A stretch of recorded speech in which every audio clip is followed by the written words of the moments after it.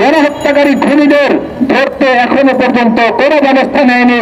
আমরা কি স্পষ্ট ভাষায় বলতে পারি না যে এই স্বরাষ্ট্র মন্ত্রণালয়ের যোগ সাজেছে বাংলাদেশে গণহত্যাকারীদের ধরা হচ্ছে না, তাদেরকে বিচারের মুখোমুখি করা হচ্ছে না।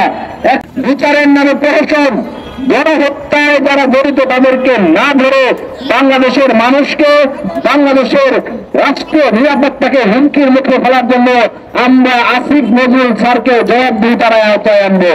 অন্তর্বর্তীকালীন সরকার এই মুহূর্তে আমরা যেটা দেখছি, এরা নির্বাচিত সরকার থাকলে তার একটা জবাবদিহিতা থাকে, তার একটা রোডম্যাপ থাকে, তার জনগণের কাছে দায়বদ্ধতা থাকে।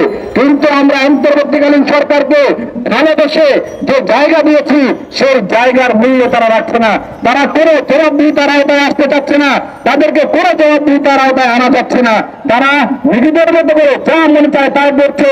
বাংলাদেশের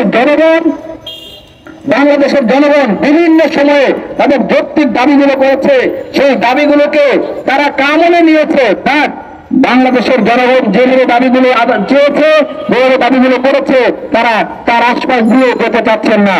আমরা কি তাহলে স্পষ্ট বলতে পারি না যে বাংলাদেশের জনগণের যে চাওয়া, সে চাওয়াকে অন্তর্বর্তীকালীন সরকার উপেক্ষা করছে?